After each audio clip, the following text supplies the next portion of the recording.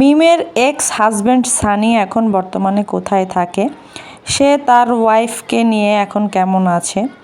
তো গতকালকে তার সাথে আমার সাথে দেখা হয়েছে কোনো একটা জায়গায়। তো এই বিষয়ে জানতে হলে আপনাদের পুরো ভিডিওটা দেখতে হবে মনোযোগ দিয়ে। ভিডিওর কোনো এক জায়গায় আমি এই সম্পর্কে বিস্তারিত আলাপ আলোচনা করব। আসলে একটা বাবা যখন তার সন্তানকে দেখতে পারে না বা তার সন্তানকে বুকে জড়ায় নিতে পারে না, ওই যে একটা আক্ষেপ যে থাকে, সেটা আমি কালকে সানির মধ্যে দেখছি। তো আপনারা এই ভিডিওটা পুরোটা সম্পূর্ণ আজকে দেখবেন। দেখার পরে তারপর আপনারা জাজ করবেন যে আসলেও কি এইটা সানির সাথে ঠিক হয়েছে কি হয় নাই, সানি যে বিয়েটা এখন করছে এইটা কি সানির অপরাধ হয়েছে, সেই বিষয়টা আপনারা ক্লিয়ার হয়ে যাবেন। তো আপনারা এই ভিডিওটা কিন্তু আজকে পুরাটা মনোযোগ দিয়ে দেখবেন এবং লাইক কমেন্ট করবেন। আর দর্শক, আমি একটা আপনাদের কাছে কথা বলি, সেটা হচ্ছে কি যে আমার এই চ্যানেলে দেখা যায় যে মানে সাবস্ক্রাইবারের থেকে যারা ভিডিও দেখে তারা সাবস্ক্রাইব করে না, মানে ইউনিক ভিউয়ার্স বেশি, যে তারা কিনা সাবস্ক্রাইবই করে না। তো প্লিজ আপনারা যখন আমার ভিডিওটা দেখেনই, আপনারা এনজয় তো করেন অবশ্যই, আমার ভিডিও না ভালো লাগলে তো আপনারা দেখেন না। প্লিজ আমার চ্যানেলটা আপনারা সাবস্ক্রাইব করে দিবেন। হয়তো আমার ভিডিওতে এমন কোনো কিছু আছে বা এমন কোনো কিছু দেখা যায় যেই কারণে এই যে পরকীয়া পরিবাররা, ভাগাভাগি পরিবাররা বা ওই চোট্টা পরিবাররা চামচা পাঠায় আমারে, মানে আমার মানে কি বলবো, পাগল বানানোর চেষ্টা করে, পায়তারা করে, মানে 4-5টা ফেক আইডি দিয়ে আমারে কমেন্ট করে। তো আপনারাই হচ্ছেন আমার শক্তি, আপনারাই আমার একটা পরিবার।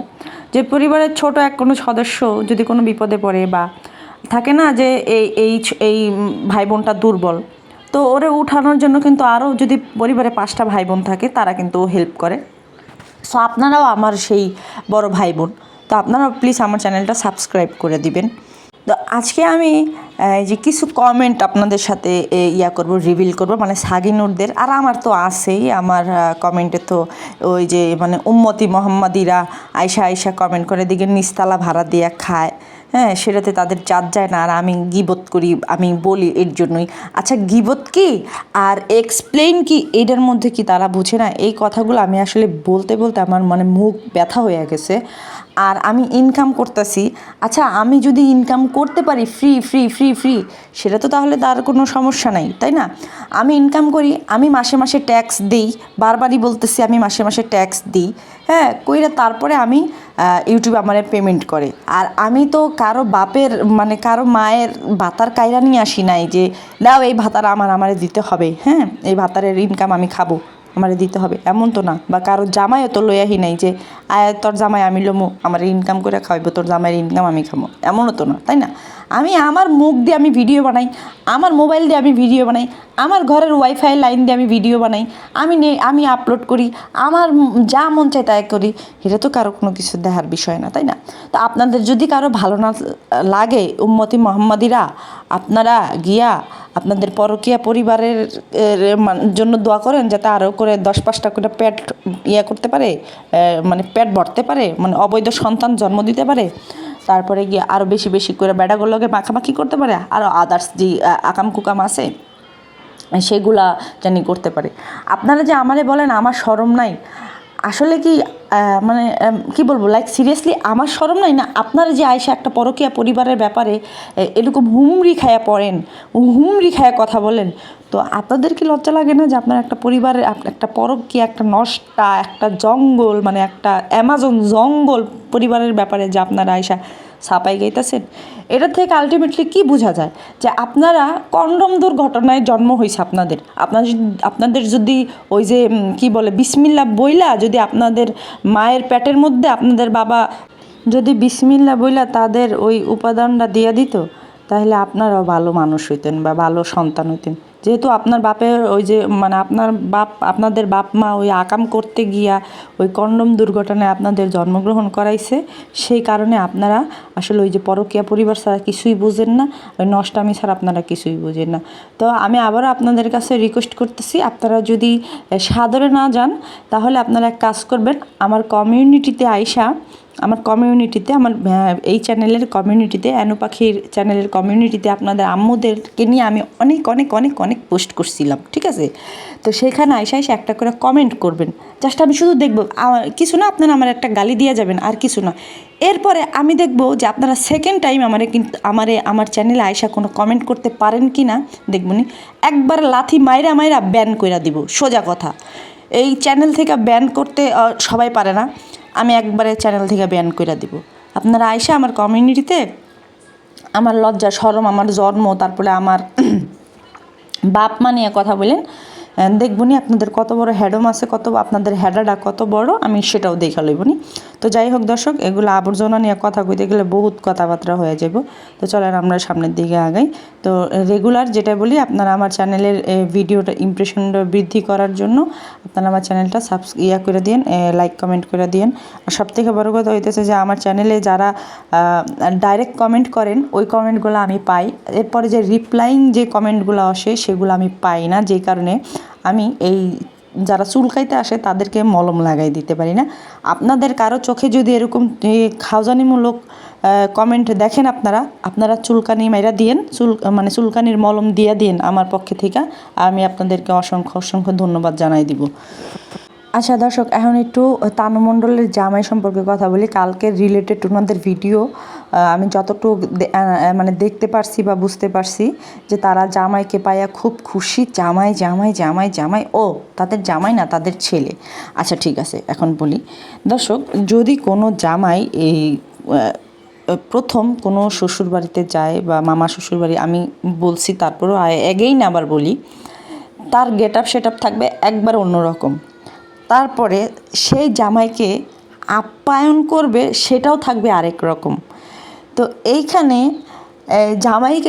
জামাইকে যেহেতু ছেলে বানাইছে, ছেলে বানানোর মূল উদ্দেশ্য হইছে যে, কারণ ফ্যামিলি সদস্য, ধরেন যে আপনারা যারা আছেন আপনাদের ফ্যামিলিতে দেখা গেছে কি যে যদি পান্তা ভাতও থাকে, মায়ে কইব কি যে এখন তো ভাত নাই, নে এই একটা মরিচ পুইরা দিছি, এটা দিয়ে ভাত কাটা খাইয়া উঠ, আর তারপরে আমি তোর লেগে রান্না বাড়া বহাইতাছি, এরকম মার একটা কথা কয়।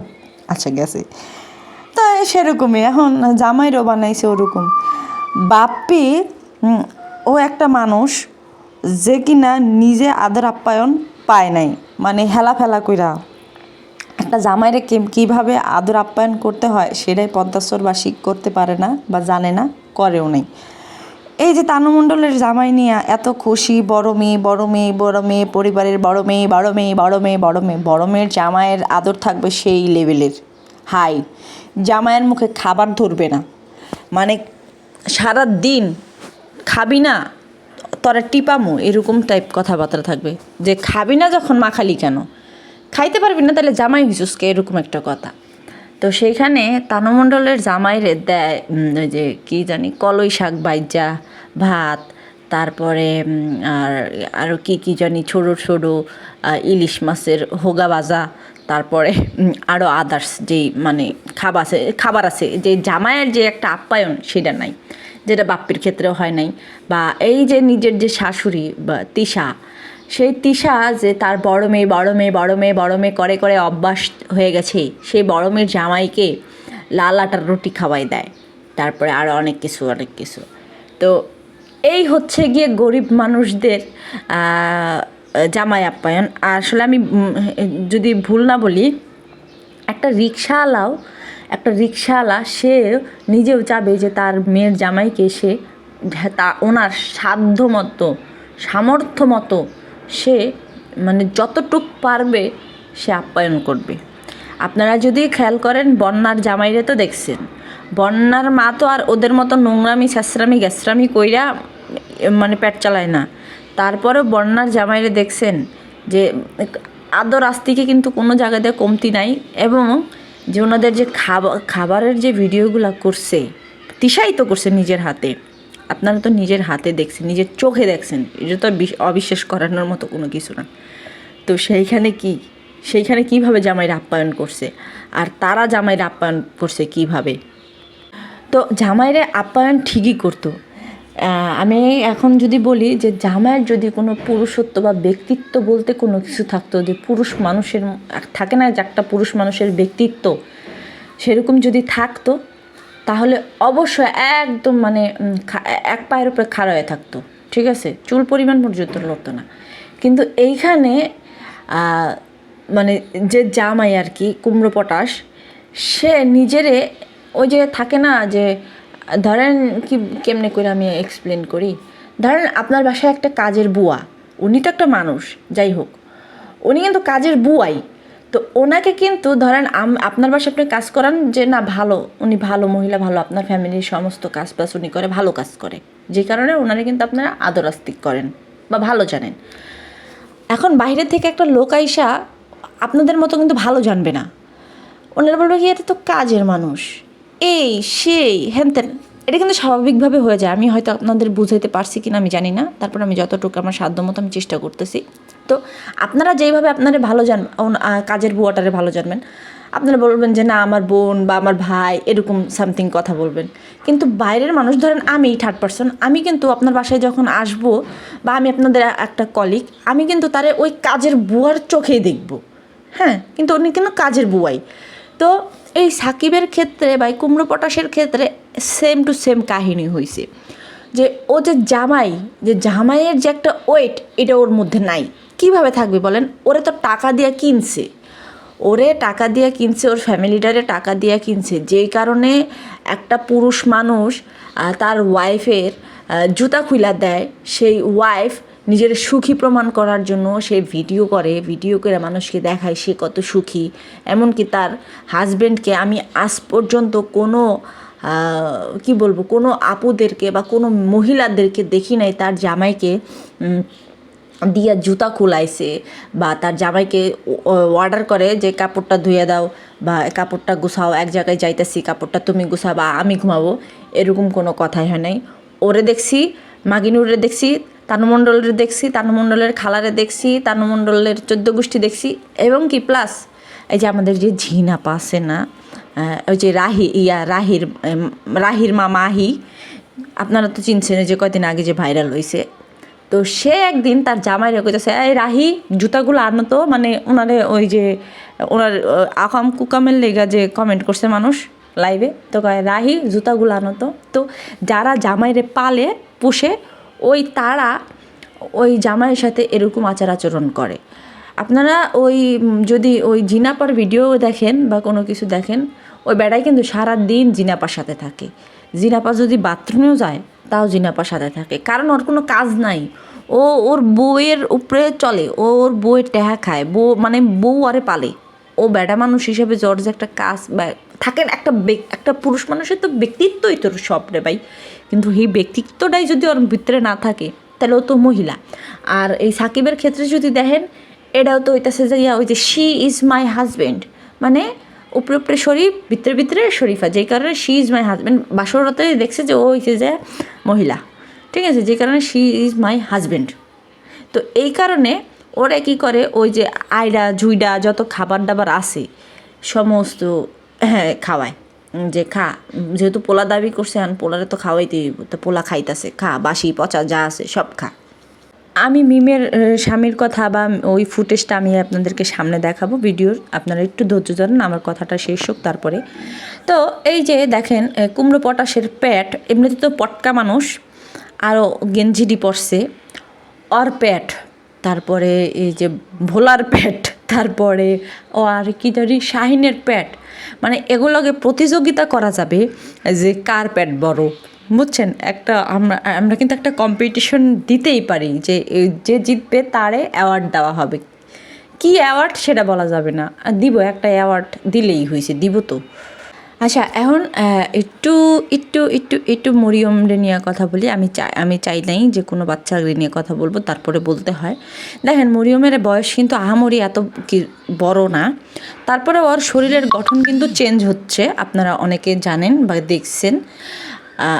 যেহেতু মরিয়মকে দিয়াই ওদের ইনকাম, তো ওরা মরিয়মকেই বেশিরভাগ দেখাবে, মানে তিনটা বাচ্চাকে দেখাবে, মানে ওই যে সিঙ্গেল মাদার, যে নিজেরে সিঙ্গেল মাদার দাবি করে, মিম, সেও আবদিয়ারেই দেখাবে, আবদিয়ারেই সুম্মাচাটি দিবে, কারণ তার ভিউ কালকে সানি ভাই তো কইছে যে ওর যখন ভিউ না থাকে তখন ও আবদিয়ারে শো করে। আচ্ছা, তো এই যে এদের ইনকামের মূল উৎস হচ্ছে যে এদের বাচ্চারা। এখন বলি, এই যে মরিয়মকে দিয়া যে ওরা ইনকাম করায় নিচ্ছে, মরিয়মের কিন্তু গেট আপ সেটআপ চেঞ্জ হয়ে যাচ্ছে, মানে শরীরের একটা কিন্তু পরিবর্তন আসতেছে। এখন আমি বলবো না যে কোন পরিবর্তন, আপনারা ওই বটকির মানে হাতির ইয়াতে ভিডিওতেই কিন্তু দেখছেন, আপনারা অনেকে কমেন্ট করছেন ওনাকে, আমি কিছু কমেন্ট দেখাবো আপনাদেরকে, ওয়েট করেন। তো এই বাচ্চাটাকে দিয়া কাজ করায়, ধরেন আমরা 10টা মানুষ একসাথে খাইতে বসছি, তো ওই বাচ্চাটারে দিয়া মানে আমাদের প্লেটে খাবার দেওয়াইতেছে। একটা জিনিস চিন্তা করেন, একটা ছোট বাচ্চা ওরে খাইতে দেয় নাই, ওরে খাইতে না দিয়া আগে সবাইরে খাওয়াই দাওয়াই নিচ্ছে, নেওয়ায় তারপরে ওরে খাবার খাইতে দিবে। গতকালকে তানু মণ্ডলের ভিডিওতে দেখলাম যে ওই যে ছিটানো পিঠাগুলো যে দিছে, তো ওই ছিটানো পিঠাগুলো দেওয়ার পরে মরিয়ম কী করছে, মরিয়মকে দিয়ে পিঠাগুলো দেওয়াইতাছে। কেন, বাসায় আর কেউ নাই তো না, ওরে দিয়েই দেওয়াইতেছে। ওরে দিয়ে দেওয়ানোর পরে কুমড়ো পটাশ জিজ্ঞেস করতেছে তুমি খাইছো, ও সরাসরি বলছে যে না খায় নাই, কিন্তু ওর মুখটা কিন্তু ছোট্ট, মানে কি বলবো, আসলে ছোট মানুষের মন, এটা তো বলার কিছু নাই যে আমার সামনে একটা মানুষ খাইতেছে আমারে দিচ্ছে না, এটা স্বাভাবিক, ছোট বাচ্চাদের এরকম হয়। তো ওই মেয়েটা দেখলাম কি মুখটুক শুকনা কইরা খাবারটা দিয়ে যাচ্ছে। কেন, আগে ওরে খাওয়াই নিয়ে তারপরে বলতো যে মরিয়মের একটু করে দাও। মরিয়মকে এখন যেইভাবে রাখছে, মানে মরিয়মকে সবার আদর যত্ন করার জন্য মরিয়মকে রাখছে, না হলে কেন 10 জনের খাবার সার্ভ করে ওর খাইতে হবে? তাহলে ও 10 জনের খাবার খাইতে গেলে যদি না থাকে তখন ওই বাচ্চাটা কী খাবে? আর মরিয়মের যে গেট আপগুলো, মানে শরীরের গঠন চেঞ্জ হইতেছে, যেহেতু বড় হচ্ছে, আস্তে আস্তে শারীরিক অবস্থার অবনতি ঘটবে, এটাই স্বাভাবিক। তো যে মা কী করবে, মা অবভিয়াসলি এগুলো খেয়াল করবে যে তার মেয়ের কোন দিক দিয়ে কী হচ্ছে না হচ্ছে, এই গঠনগুলো মাই খেয়াল করবে। সেদিন একজনই কমেন্ট করতেছে ওর ভিডিওতেই, হাতির ভিডিওতেই কমেন্ট করছে যে লেহেঙ্গার সাথে তো ওড়নাটা আছে, ওড়নাটা পরান নাই কেন? এদিকে কিন্তু পরে যখন আমি ভিডিওটা ফুল দেখলাম যে আসলে মেয়েটারে খারাপ দেখা যাইতেছে, মেয়েটারে যেরকম গেট আপে রাখছে, ওরা যেরকম ভালো লাগতেছে, এই লাগতেছে সেই লাগতেছে, তার ভিডিও সে ঢাকায় আইসা পরে কয়টা ভিডিও দিছে রেগুলার, সেটা আপনারা একটু কমেন্ট করে জানাবেন। আর আমি যেটা বললাম যে মরিয়মকে যে খাবারগুলো বাইচা থাকে, মানে সবাই খায়, আইডা জুইটা যা থাকে, সেই খাবারগুলো মরিয়মকে দেয়। এখন আমার এই ভিডিও হওয়ার পরে যদি আরও কেউ কোনো ভিডিও করতে পারে ঠিক আছে, করুক, কিন্তু আমার এই ভিডিও হওয়ার পরে দেখবেন মরিয়মকে এক প্লেট ভাত দিয়া বা সবার আগে খাবার দিয়া তারপরে বসায় দিবে। যেমন দেখেন কালিনুর কালকে নাস্তা বানায়, আর কালিনুরের মাইয়ারা খায় খালি, মানে যে আসে না যে মার হাতে পাতে কিছু কাজ করবে, সেটা করে না। তো এরকমই হইতেছে যে মরিয়মের জীবন এরকমই যাবে আস্তে আস্তে। তানু মণ্ডল দেখেন না, এখন মানে কোনো ভালো খাবার ছোটোবেলা থেকে খায় নাই, যে কারণে এখন জামাইরে দিয়ে পিৎজা আনায়, বিরিয়ানি আনায়, শাশুড়ি কয় ঘরে নিয়ে খাওগা, মানে একলাও খাইছে এর আগেও, যে কারণে শাশুড়ি মুখ ফুটে তো বলতে পারে না, বললে তো শাশুড়ির কি খেল খতম হয়ে যাইবগা। তো যেই কারণে সে ওই যে তানু মণ্ডলের মতো ভবিষ্যতে গিয়ে ওই মেয়ে যদি বাপের কাছে না যাইতে পারে, মনে করেন এরকম স্যাঁচরামি করবো, এরকম ছোটো লোকই করবে, হ্যাঁ, তারপরে তানু মণ্ডলের মতো পাক্কা বেহায়া হয়ে গেলে এরপরে জামাইয়ের লগে ঘষাঘষি চুলাচুলি এডি সেডি করবে। তো দোয়া করি মেয়েটা জানি বাবার কাছে চলে যাইতে পারে, আল্লাহ জানি মেয়েটারে হেফাজত করে। আচ্ছা, এখন বলি যে সানি ভাইয়ের সাথে কোথায় দেখা হয়েছে। সানি ভাইয়ের সাথে মূলত গতকালকে আমার যমুনা ফিউচারে দেখা হয়েছে। উনি হয়তো ওনার কোনো দোকান আছে বা শপ আছে, ওইটার জন্য সে আর কি যমুনা ফিউচারে কোনো একটা কাজের জন্য আসছে, আমিও জানি না। আর আমিও ওইখানে গেছি, আমি আমার হাজব্যান্ড গেছি, সেখানে আমাদেরও একটা কাজ ছিল, জরুরি কাজ ছিল, মানে আমার হাজব্যান্ডের কাজ ছিল, আমাদের বলছে যে চলো যাই একটু ঘুরে আসবানি, যেহেতু বাসায় থাকো রেগুলার। তো সেই কারণে আমরা আর কি যমুনা ফিউচারে গেছি, তো সেইখানে সানি বাইরে দেখছি। তো আমি দেখা আর কি, মানে আমি চিনছি, আমার হাজব্যান্ডকে বললাম কি যে এটা হচ্ছে যে ওই যে মেকআপ বুতুরির জামাই। তো একটু রিকোয়েস্ট করলাম যে একটু কথা বলি। তো কথা বলা জানলাম, মানে যতটুকু বুঝতে পারলাম, আমি পরিচয় দিলাম যে ভাই আমি আপনার ভিডিও দেখি এই সেই। তো আসলে কথাটা অনেক লম্বা, তারপরেও বলি। তো এক পর্যায়ে বললাম যে ভাই আমি তো আসলে রোস্টিংও করি, বাট আমি ছোটোখাটো একজন মানুষ। তো উনি আমাকে বললো কি যে হ্যাঁ আমি আপনার ভিডিও দেখি। তো আমি একটু অবাক হইলাম যে সে আমার ভিডিও দেখে। যাই হোক, আমি ধন্যবাদ দিলাম। তো তারপরে আমি বললাম যে ভাইয়া আসলে এইভাবে মানে কতদিন থাকা যায়, একটা বাচ্চারে রাইখা আপনি দূরে রইছেন। তো তখন আর কি বলল, মানে আমার বাচ্চাকে দিয়ে আর কি উদাহরণ দিল যে দেখেন আপনার বাচ্চাকে যদি আপনি না দেখতে দেন আপনার হাজব্যান্ডকে, তখন আপনার হাজব্যান্ডের কেমন লাগবে। তো সানি ভাইয়ের কথা শুনে যেটা আর কি বুঝতে পারলাম যে মিমের কাছে সে বারবার যাইতে চাইছে, প্লাস ফোন দিছে বা আরও অনেক কিছু করছে। সে কোনো ভাবেই এই আবদিয়াকে দেখতে দেয় নাই। যে মানে সানি ভাইয়ের কথার এক পর্যায়ে যা দেখতে পারলাম যে তার চোখে পানি টলটল করতেছিল। আসলে হাতে এত সময় নেই, হাতে গোনা মনে হয় 5 মিনিট কথা বলার সময় পেয়েছিলাম। আমাদেরও কাজটা করতে হবে, যে কারণে আমরা তা আবার দ্রুত বাসায় এসে পড়বো। তো যেটা আর কি ওনার মানে আমি বুঝতে পারলাম যে আসলে উনি অনেকভাবে ট্রাই করছে এই বাচ্চাটাকে নেওয়ার জন্য, এই মিমের সাথে মেলার জন্য বা বাচ্চাটা দেখার জন্য। তার ভিতরে যে একটা সন্তানের মুখের থেকে বাবার ডাক না শোনার যে একটা আক্ষেপ, আমি কালকে সেইটা দেখছি। তো সবাই ভালো থাকবেন, সুস্থ থাকবেন। আমার ভিডিওটা আপনাদের কাছে কেমন লাগছে অবশ্যই কমেন্ট করে জানাবেন। আর সুশীলরা আমার ভিডিও থেকে দূরে থাকবেন। তো আজকের মতো এখানে বিদায় নিচ্ছি। আল্লাহ হাফেজ, দেখা হবে নেক্সট কোনো ভিডিওতে।